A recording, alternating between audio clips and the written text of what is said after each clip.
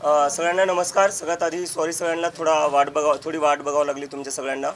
मी अमेरिकेवरनं आधीच 20-22 तासाचा प्रवास करून सरळ जंतर मंतरलाच गेलो होतो एअरपोर्टवरनं आणि तिथून मग रात्री सकाळी 4-5ला मी घरी आलो, त्यामुळे थोडं थकलेलो होतो. तर काल आपण सगळ्यांनी जसं पाहिलं की जंतर मंतरवर काल हजारोच्या संख्येने तरुण आलेले होते, जे आपले शिक्षा मंत्री आहे त्यांचा राजीनामा मागण्यासाठी. 1 करोडपेक्षा जास्त विद्यार्थ्यांचं जे भविष्य आहे ते खराब करण्यात आलेलं आहे. नीटचे जे विद्यार्थी आहेत त्या विद्यार्थ्यांनी आत्महत्या केलेली आहे. CBSEचे 17 लाख स्टुडंट्स जे आहेत त्यांचे पेपर चेक करण्यात गडबड झालेली आहे. CUETचे जे स्टुडंट्स आहेत त्यांच्या एक्झामचे सर्व्हर डाऊन झालेले आहे. SSC GDचे 40 लाखांपेक्षा जास्त विद्यार्थी आहे, त्यांच्या पेपरमध्येही धांदली झालेली आहे. तर असे 1 करोडपेक्षा जास्त जेव्हा स्टुडंट्सचे नुकसान होतो, अशा स्टुडंट्सचे जेव्हा फ्युचर पूर्णपणे तुम्ही बर्बाद करायला बघताय, कधीपर्यंत हे असं चालणार? कुठं ना कुठं कोणाला तरी जिम्मेदारी घ्यावं लागेल. आणि याचमुळं काल आम्ही जंतर मंतरवर जे प्रोटेस्ट केला त्याच्यात आम्हाला खूप जास्त रिस्पॉन्स भेटला.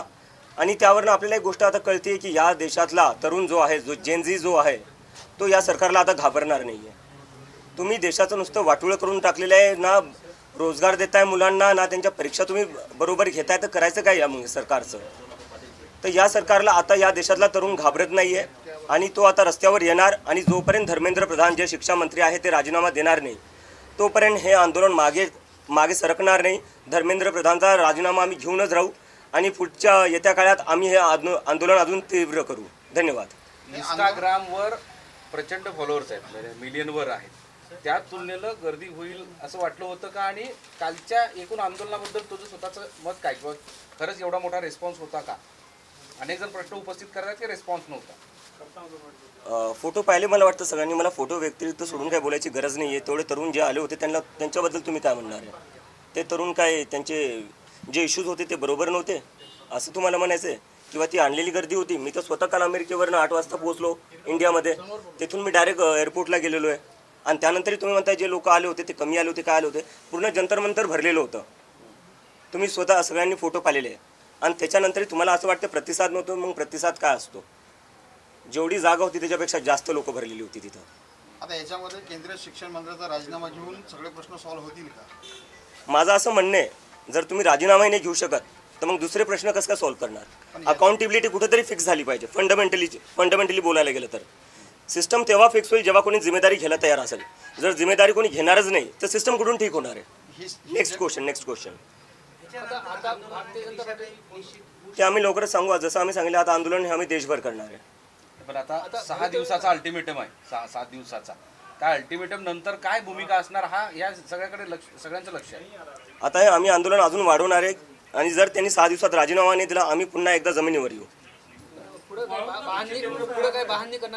चालू आहे, ते चालू आहे. आता सध्या तरी मी घरी आलेलो आहे. 1-2 दिवस थांबेल मी. आता याच्यानंतर बघू, आता पुढचा निर्णय घेऊ. आज पहिलाच दिवस आहे माझा घरी. आपण पंतप्रधान मोदींवर काहीच बोलत नाही. राजीनामा त्यांनी घेतला पाहिजे, हे आम्ही आधीपासून म्हणतोय. जर शिक्षा मंत्र्यांचं अकाउंटेबिलिटी फिक्स होत नाही, ते याच्यात पंतप्रधानांची जिम्मेदारी आहे. जर ते रशिया आणि युक्रेनचं युद्ध थांबवू शकतात तर पेपर लीक थांबवू नाही शकत ते. अभिजित, ज्यावेळेस सुप्रीम कोर्टामध्ये झुरळ हा शब्द उच्चारला होता, झुरळ शब्द उच्चारल्यानंतर ही सगळी ऍक्टिव्हिटी सुरू झाली. देशभरातले सगळे तरुण झुरळ म्हणून स्वतःला संबोधून तुला रिस्पॉन्स दिला होता, पाठिंबा दिला होता. पण त्यानंतर हा विषय हातात घेतला. हा केवळ एकच विषय असणार आहे का? या सगळ्या पुढच्या काळामध्ये जे काही सरकार विरोधी विषय असतील किंवा आणखी काही मुद्दे असतील ते हाती घेणार आहेत? काय अजेंडा असणार आहे अशी एक उत्सुकता सगळ्यांना. जे युवकांचे मुद्दे आहे, मग तो शहरी भागातला युवक असो का ग्रामीण भागातला युवक असो किंवा तो शेतकरी युवक असो का कामगार युवक असो, आम्ही प्रत्येकाचे मुद्दे उचलणार आहे. एकूण राजकीय परिस्थितीबद्दल काय वाटते? राजकीय परिस्थिती काय ते तुम्ही बघताच आहे. एका सॅटायरमधून जन्मलेल्या पार्टीला एवढा समर्थन भेटते, ते कशामुळे भेटतोय? कारण की जेवढे राजकीय पक्ष आहे किंवा जे सरकार आहे त्यांच्याकडून या युवकांना आता काहीच अपेक्षा राहिलेल्या नाही आहे. नोंदणी वगैरे काय होईल? आता त्यासाठी खूप सगळं लवकर आहे. मी कालच इंडियामध्ये आलेलो आहे. 15 दिवसाआधी आमचं हे सगळं सुरू झालेलं आहे. तर आता त्यावर काही बोलणं खूप लवकर असेल. आम्ही ज्या लोकांनी आम्हाला सपोर्ट दिला आहे, ज्यांनी आमची मेंबरशिप घेतलेली आहे, त्या लोकांशी आम्ही संवाद करू, डायलॉग करू. त्यांचे जे काही सजेशन्स, आयडियाज आणि इनपुट असतील त्यानंतर आम्ही आमचा पुढचा मार्ग आणि डिसिजन घेऊ. बरं, आता एक विरोधक म्हणून टीका पण केली जाते. त्या सत्ताधाऱ्यांकडून असेल किंवा आणखी कोणी असेल, ते टीका पण करतात वेगवेगळ्या मार्गाने. मग बांगलादेश, पाकिस्तानचा विषय, परदेशात तो राहतो, त्याचबरोबर तुला सरकार विरोधी अजेंडा असे वेगवेगळे आता तू वाचलास असतील तर त्याबद्दल काय मत? माझ्यावर जे टीका केल्या त्या केल्या ठीक आहे. आज मी तुमच्यासमोर बसलेलो आहे, भारतात बसलेलो आहे, काल मी प्रदर्शन केलं. तुम्ही एका पाकिस्तानीला मग दिल्लीत प्रदर्शन करू देता हे म्हणायचं आहे तुम्हाला. आणि दुसरी गोष्ट माझ्यावर टीका करताय ठीक आहे. वेदांत नावाचा 17 वर्षाचा स्टुडंट CBSEचा, त्याला या सरकार आणि मीडिया जे मेनस्ट्रीम मीडिया आहे त्यांनी पाकिस्तानी म्हणलेले आहे. जो मुलगा 17 वर्षाचा आहे त्याचं फक्त एकच काम होतं, मेहनत करायची आणि परीक्षा द्यायची. त्यांनी परीक्षा दिली. परीक्षामध्ये त्याला जेव्हा कळलं की त्याची मार्कशीट चुकीची चेक झाली, तो कारभार त्यांनी उघड आणला, तेव्हा तुम्ही त्याला पाकिस्तानी म्हणले. या देशात तुम्ही कोणाला पाकिस्तानी म्हणणार आहे? त्या वेदांतला तुम्ही पाकिस्तानी म्हणताय, जो एक CBSEचा स्टुडंट आहे. मला तुम्ही पाकिस्तानी म्हणताय. तुम्ही काही पत्रकारांना पाकिस्तानी म्हणतात, तुम्ही विरोधकांना पाकिस्तानी म्हणता. मग आहे कोण? भारतीय आहे कोण? फक्त भाजपवाले आणि IT सेलवाले भारतीय आहेत का? आणि आम्ही सगळे पाकिस्तानी? कधीपर्यंत चालणार आहे? तुम्ही तुमची जिम्मेदारी नीट करा, तुम्ही तुमची कामं नीट करा. आम्हाला काय बोलायची गरज पडणार आहे? नाही, मी अमेरिकेत जाणार नाही. आता मी इथेच राहणार. आंदोलन उभं राहिले काय दडपण आहे म्हणावं? काय हे सगळं आंदोलन उभं राहिले प्रतिसाद मिळतो, दडपण आहे म्हणावं? दडपणीच जिम्मेदारी आहे. युवकांचा प्रतिसाद चांगला आहे, पण जे उच्च विचारवंत वगैरे अशा लोकांचा काही प्रतिसाद आपल्याला मिळतो, जसं प्रकाश राज वगैरे आपण एकत्रित केले. हो, सोनम वांगचुकपेक्षा मोठं कोण असू शकतं? अजून प्रतिसाद विश्वंभर चौधरी, अंजली दामनिया काल त्यांनी समर्थन दिलेलं आहे. तर असे अजून लोक आमच्याशी जुडत आहेत. प्रशांत भूषण, संजय हेगडे जे सुप्रीम कोर्टचे लॉयर आहे तेही आमच्यासोबत जुडत आहेत.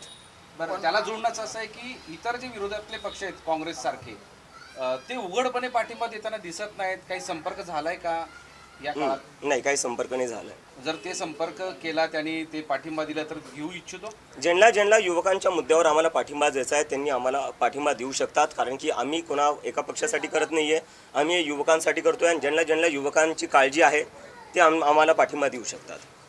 आपला माजी पक्ष आहे आम आदमी पार्टी, तर त्यांनी काही पाठिंबा वगैरे दिला किंवा त्यांच्या काही संपर्कात आहेत आपण? संपर्कात नाही आहे, पण मी जसं आधी म्हणलं, ज्या पक्षांना किंवा लोकांना युवकांची काळजी आहे आणि युवकांच्या मुद्द्यांवर थोडंफार काही वाटत असेल त्यांना, तर त्यांनी आम्हाला समर्थन द्यावं. कारण की आमची जी पूर्ण मूव्हमेंट आहे ती सगळे जे युवक आहे ज्यांच्यासोबत शिक्षणात काही चांगलं होत नाही आहे, शिक्षण व्यवस्था आपली कोलॅप झाली आहे, बेरोजगारी आपल्या देशात मागच्या 40 वर्षात सगळ्यात जास्त आहे.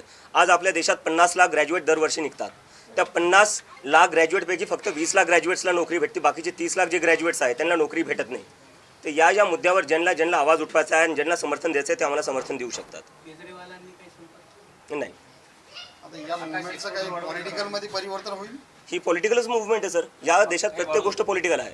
पॉलिटिकल फक्त 5 वर्षातून एकदा मत देणं म्हणजे पॉलिटिक्स नसतं. पॉलिटिक्स म्हणजे तुम्हाला 5 वर्ष ज्यांना मत दिले त्यांना प्रश्न विचारणं पॉलिटिक्स असतं. तर हे पॉलिटिकलच आहे. आपण मतदानाच्या पॉलिटिक्समध्ये उतरणार? ते मी जसं तुम्हाला थोड्या वेळ आधी सांगितलं, खूप लोक ते सगळं बोलायला 15 दिवस झाले. कालच्या भाषणात पण म्हणालं होतं की भीती आणि प्रत्येकाच्या मनात भीती आहे की रस्त्यावर उतरलं तर काय होईल, आपण आंदोलन केलं तर काय होईल. ती भीती अजूनही मनात आहे का? पुढं या भीतीला सगळं दूर करून पुढं एक संघ मला काल वाटतं की युवकांनी उत्तर दिलेलं आहे, ते आता घाबरत नाही. आणि त्यामुळेच काल जंतर मंतरवर आपण एवढी गर्दी पाहिली, पूर्ण जंतर मंतर भरून गेलं होतं. ते एक मेसेज होता की आजचा तरुण आता घाबरणार नाही या सरकारला. याला जोडूनच एक प्रश्न आहे. काल तुम्ही आंदोलनात पण बोललात की आईवडिलांच्या मनात भीती आहे. आता तुमची आणि आईवडिलांची भेट झाली, तर ती भीती दूर झाली काय वाटतं? नाही, माझ्या आईवडिलांना भीती वाटतीच थोडीफार. मी त्यांना सांगतो घाबरायची गरज नाही, कारण की आता मी एकटा आणि लाखो तरुण माझ्यासोबत जुडलेले आहेत. काल जंतर मंतरवर इतके हजारो तरुण आलेले होते. आणि जे काही आईवडील बघत असतील, मी त्यांना सांगू एक मेसेज त्यांच्यासाठी आहे. मला माहिती आहे जेव्हा तुमचे लेकरं काही राजकारणावर बोलत असतील किंवा सरकारला प्रश्न विचारत असतील तेव्हा तुम्हाला भीती वाटत असेल. तुम्ही लेकरांना सांगत असाल की काही बोलू नको, तुझ्यावर केस करतील किंवा तुझ्यावर काही आरोप लावतील किंवा तुला आत टाकतील. घाबरू नका. तुम्ही घाबरतात, ह्या सरकारला प्रश्न नाही विचारत. त्यामुळे आज नीट CBSE सारख्या भानगडी होत आहेत आणि त्यामुळे आपल्या लेकरांचं जे भविष्य आहे ते उद्ध्वस्त होतं आहे. जोपर्यंत आपण प्रश्न विचारणार नाही, जोपर्यंत आपले जे मुलं आहेत ते बोलणार नाही, तोपर्यंत हे सिस्टम काही नीट होणार नाही. सिस्टम नीट करायचं म्हणजे आधी आवाज उठवावाच लागेल. काँग्रेसचे नेते तुम्ही मराठवाड्यात आलेले आहात, युवकांच्या प्रश्नांवर मनोज जरांगे पाटील सुद्धा जे आहे अनेक दिवसांपासून झटत आहेत, तर त्यांची तुम्ही भेट घेणार समर्थनासाठी किंवा काही गोष्टीसाठी चर्चा? सर, मी आज सकाळी 6लाच घरी पोचलेलो. मला थोडा वेळ तर द्या. मला आधी माझ्या आईवडिलांसोबत तरी बसू द्या. काँग्रेसच्या ज्येष्ठ नेते यशोमती ठाकरे ते म्हणतात की डॉक्टर जनता पार्टीची विचारधारा ही काँग्रेसची जुळती मिळते आहे. याकडे कसं वाटतं? आयडिओलॉजीचा प्रश्न उपस्थित आमचे जे इन्स्पिरेशन आहे, जसं मी आधीपासून म्हणत आलेलो आहे, महात्मा गांधी, आंबेडकर, नेहरू, भगतसिंग. आणि मला वाटतं ही आयडिओलॉजी कुठल्या एका पार्टीची नाही आहे किंवा कुठल्या एका माणसाची नाही आहे. देशात आपले सगळेच असे महाराष्ट्रच बघायला गेला तर सगळ्यात जास्त प्रोग्रेसिव्ह लिबरल आपला महाराष्ट्रच आहे. ती आयडिओलॉजी तुम्हाला वाटतं सगळ्या महाराष्ट्राचीच असू पण शकते. बरं, या पुढच्या काळात देशभराचा दौरा करणार आता? त्याच्यावर आम्ही हे विचार करतोय आणि लवकरच कळू आम्ही. आपण भाजपचे जे धर्मेंद्र प्रधान आहे तर त्यांचे जे सेक्रेटरी आपण त्यांना पण धारेवरती धरणार का? कारण की जर बघायला गेलं तर मंत्री दर 5 वर्षाला बदलत राहतात, पण सेक्रेटरी फिक्स असतो, प्लॅन पण नाही का एक्झिक्यूटिव्ह सेक्रेटरी थ्रू होतो, तर आपण त्यांना पण धरलं पाहिजे. छोट्या मासांना पकडून काय अर्थ आहे? ते वरती कोण बसले, त्यांना ऑर्डर कोण देते? आता मी त्याच्यावरच बोलतो. एक ॲक्शन घेतले सरकारने यावर, जे CBSE नीटमध्ये झालेले. काय केलेले?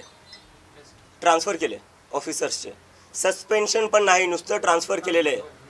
6-7 स्टुडंट्सनी आत्महत्या केलेली आहे. त्याच्यावर सरकारचं ॲक्शन काय? ट्रान्सफर. सस्पेन्शन पण जमलं नाही तुम्हाला. म्हणजे या देशात जे स्टुडंट्स आहेत त्यांच्या लाईफची व्हॅल्यू एवढी कमी आहे की तुम्ही सस्पेंडही नाही करू शकत अधिकाऱ्यांना. आम्ही तर राजीनामा म्हणतोय, राजीनाम्याशिवाय कमी काही मंजूरच नाही आहे. तुम्ही नुसतं ट्रान्सफर केले. काय लायकी ठेवली त्या स्टुडंट्सनी ज्यांनी आत्महत्या केली आहे? काय वाटत असेल आज त्यांच्या आईवडिलांना हे सगळं पाहून? महाराष्ट्राचे मुख्यमंत्री आहेत देवेंद्र फडणवीस यांनी बाईट देताना काल सांगितलं की अराजकतावादी चेहरा आणि मनसुबे या आंदोलनातून उघड झाले आहेत. बरं, काय अराजक चेहरा म्हणजे काय? अराजकतावादी चेहरा आणि मनसुबे. येतोय मी त्याच्यावर. आंबेडकरांचं पुस्तक घेऊन गेलो होतो मी. त्यांना म्हणायचं जे आंबेडकरांना फॉलो करतात ते अराजक असतात. जे भीमचे घोषणा देत होतो मी, त्यांना हे म्हणायचं जे भीमच्या घोषणा अराजकता आहे. देवेंद्र फडणवीस जे आपले मुख्यमंत्री आहेत त्यांनी थोडा ना विचार करावा. ते UPचे मुख्यमंत्री नाही, ते महाराष्ट्राचे मुख्यमंत्री आहे. जो महाराष्ट्र प्रोग्रेसिव्ह आहे, सेक्युलर आहे, पुरोगामी विचारांचा आहे. ते कसं काय जे आंबेडकरांचे पुस्तक घेऊन चालतायत, जे भीमचे घोषणा देत आहेत, त्यांना कसं काय ते अराजक म्हणू शकतात? मला लाज वाटते जे स्टेटमेंट आले त्यावरनं.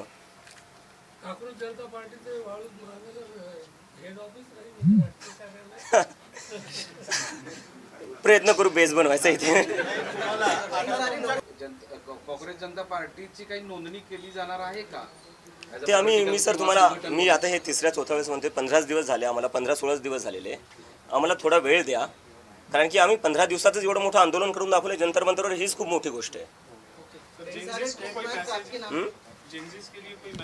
जेंजी को एक ही मैसेज है कि जब आप लोग आवाज़ उठाओगे तो सरकार में कोई भी बैठा हो उसको आपकी बात सुननी पड़ेगी. आप लोग आवाज़ नहीं उठाते हो, उन लोगों को लगता है कि आप डर जाओगे, और उनको ये लगता है कि अगर ये लोग मुझे अरेस्ट कर देंगे तो उससे आप लोग डर जाओगे. लेकिन आपको डरना नहीं है.